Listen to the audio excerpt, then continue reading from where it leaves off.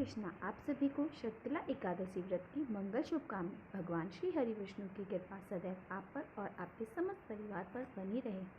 आज की वीडियो में आप सुनेंगे शर्तला एकादशी व्रत की कथा। एक समय दालवी ऋषि ने महर्षि पुलस्त्य से पूछा, महाराज, मृत्यु लोक में मनुष्य ब्रह्म हत्या आदि अनेक महापाप करते हैं, पराये धन की चोरी करते हैं और दूसरे की उन्नति को देखकर ईर्ष्या करते हैं तथा अनेक प्रकार के व्यसनों में भी फंसे रहते हैं, फिर भी उन्हें नरक प्राप्त नहीं होता।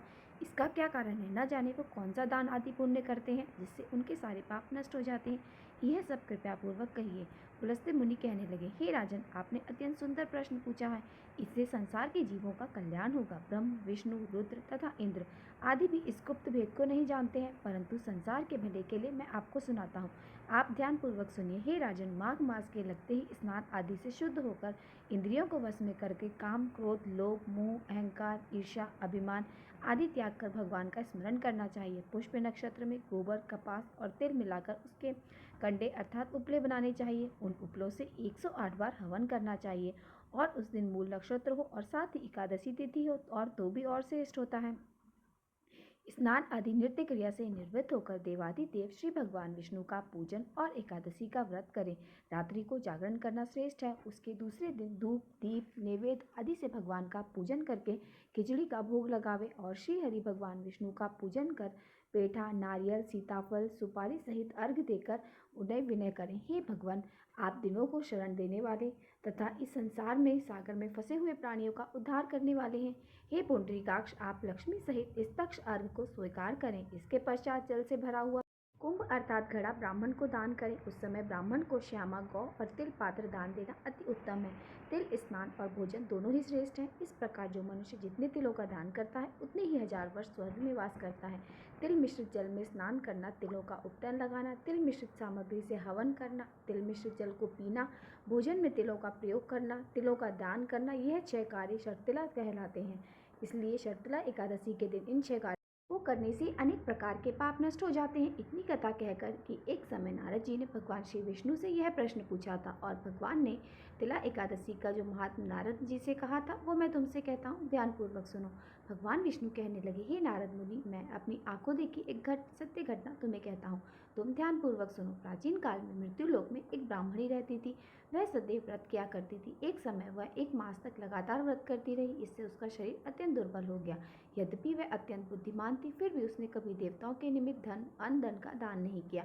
इससे मैंने सोचा कि ब्राह्मणी ने व्रत आदि से अपना शरीर तो शुद्ध कर लिया और इसको विष्णु लोक तो मिल ही जाएगा, परंतु इसने कभी भी अन्न का दान नहीं किया, इसलिए इसकी तृप्ति होना कठिन है।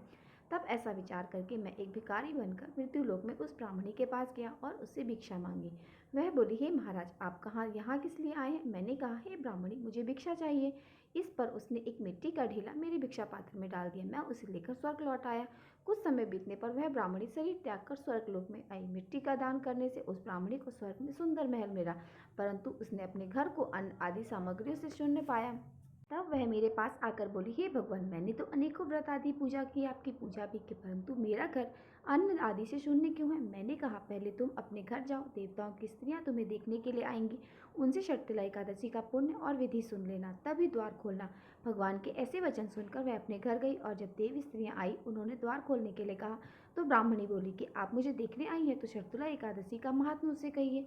उनमें से एक देवी स्त्री कहने लगी कि मैं कहती हूँ। जब ब्राह्मणी ने शर्तला एकादशी का महात्म्य सुना तब वह द्वार खोल दिया। देवांगना ने उसको देखा कि वह ना तो गांधर्व है ना ही असुरी है, वरन पहले जैसे मनुष्य है। उस ब्राह्मणी ने उनके कहे अनुसार शर्तला एकादशी का व्रत किया और वह के प्रभाव से वह सुंदर और रूपवती हो गई और उसका घर अन्न धन से भर गया। अतः मनुष्यों को मूर्खता त्याग कर शर्तला एकादशी का व्रत करना चाहिए और लोभ न करके तिल आदि का दान करना चाहिए। इससे दुर्भाग्य, दरिद्रता, अनेक प्रकार के कष्ट दूर होकर मोक्ष की प्राप्ति होती है। शर्तला एकादशी के व्रत के दिन प्रातःकाल जल्दी उठे, मतलब ब्रह्म मुहूर्त में उठना चाहिए। नित्य कर्मों से निवृत्त होकर स्नान करें। स्नान के जल में थोड़ा सा गंगा जल और काले तिल मिलाकर स्नान करना चाहिए। इसके बाद भगवान सूर्य देव का पूजन करना चाहिए। भगवान सूर्य देव को भी आप चाहें तो जल में थोड़े से काले तिल मिलाकर और जल अर्पित कर सकते हैं। इसके बाद अपने घर के मंदिर में जाएं, मंदिर को शुद्ध करें, घी का दीपक प्रज्वलित करें और भगवान श्री हरि विष्णु के सामने संकल्प लीजिए कि आज आप शर्तला एकादशी का व्रत धारण कर रहे हैं। तो संकल्प लेने के लिए अपने दाहिने हाथ में थोड़ा सा जल और पुष्प, थोड़े से सफ़ेद तिल लेकर अपने व्रत का संकल्प ले लीजिए और अगर आप किसी भी मनोकामना से व्रत धारण कर रहे हैं तो अपनी मनोकामना भगवान श्री विष्णु से कहिए और फिर यह निष्काम भाव से सिर्फ भगवान श्री हरि विष्णु की प्रसन्नता के लिए, उनकी कृपा प्राप्ति के लिए शर्तला एकादशी व्रत में धारण कर रही हूँ, ऐसा आप बोले। इस प्रकार से संकल्प लेकर आप अपने व्रत का प्रारंभ कर सकते हैं।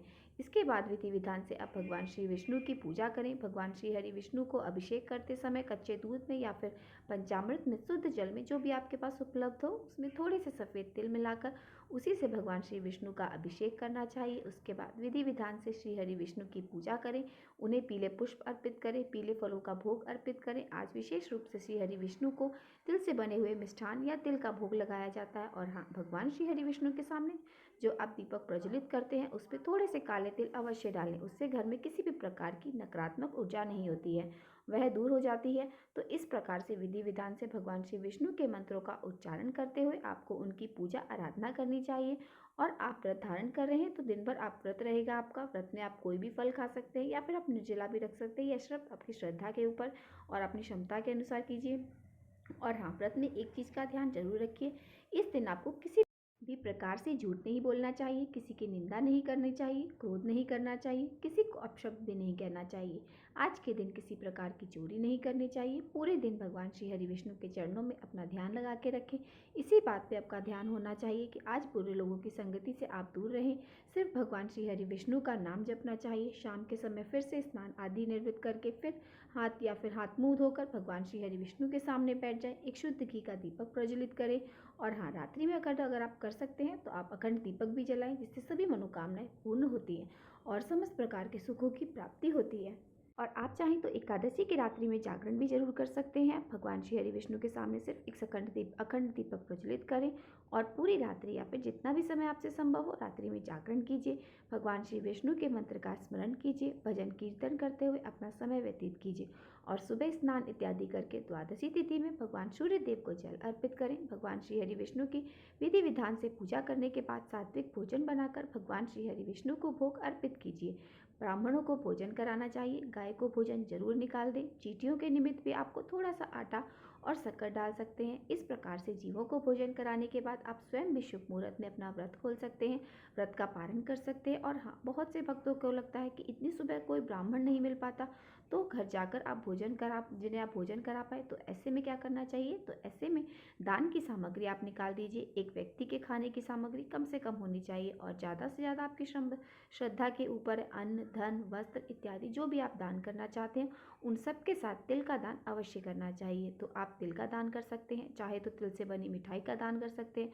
शास्त्रों के अनुसार शर्तिला एकादशी के दिन तिल को पात्र में रखकर पात्र सहित किसी ब्राह्मण या पुजारी को या किसी धर्म स्थान में दान करने से अनेकों गुना पुण्य फल की प्राप्ति होती है। तो अगर संभव हो तो किसी तांबे के पात्र में, पीतल के पात्र में, चांदी के पात्र में या फिर कोई भी वस्तु ना हो तो एक मिट्टी का पात्र ले लीजिए, उसमें थोड़े से काले तिल या सफ़ेद तिल भर दीजिए और इसे किसी ब्राह्मण को दक्षिणा सहित दान दीजिए। और दान की सामग्री निकालने के बाद फिर दान के बाद आप शुभ मुहूर्त में अपना व्रत का पालन कर सकते हैं, व्रत खोल सकते हैं। जैसे कि कई भक्तों को होता है कि सुबह हम दान भी नहीं भिजवा पाते हैं किसी ब्राह्मण के यहाँ पर, तो पारण कब करें? देखिए, आप पारण कर लीजिए, लेकिन उससे पहले दान की सामग्री निकाल दीजिए, दक्षिणा निकाल दीजिए या फिर दान के निमित्त कुछ पैसे निकाल कर रख दीजिए और फिर आप भोजन कर सकते हैं। ऐसे आपका पारण बहुत ही अच्छे तरीके से हो जाएगा। शुभ मुहूर्त में ही आपको पारण करना चाहिए, क्योंकि शुभ मुहूर्त बीतने के बाद अगर आप पारण का व्रत खोलते हैं तो व्रत का आपको संपूर्ण फल प्राप्त नहीं होता है। इसलिए आपको पारण का शुभ मुहूर्त अब अवश्य पता होना चाहिए। और दान आप शाम होने से पहले, संध्या होने से पहले उन्हें पंडित जी या फिर जिसको आप देना चाहते हैं आप उनको भिजवा दीजिए। और एकादशी तिथि में पूजन का शुभ मुहूर्त और द्वादशी तिथि में पारण का शुभ मुहूर्त, इसके लिए मैंने अपने चैनल पर एक वीडियो पहले ही डाली है। आप लोग वहां जाकर शुभ मुहूर्त के बारे में पूरी जानकारी सही समय पर प्राप्त कर ले, ताकि आपको श्री हरि विष्णु की संपूर्ण कृपा बहुत ही अच्छे से प्राप्त हो सके। आशा करती हूँ आज की वीडियो आप सभी को पसंद आई होगी। अगर वीडियो पसंद आई हो तो वीडियो को लाइक और मेरे साथ जुड़े रहने के लिए चैनल को सब्सक्राइब अवश्य कर लीजिए। तो मिलते हैं आपसे अगली वीडियो में। हरे कृष्णा।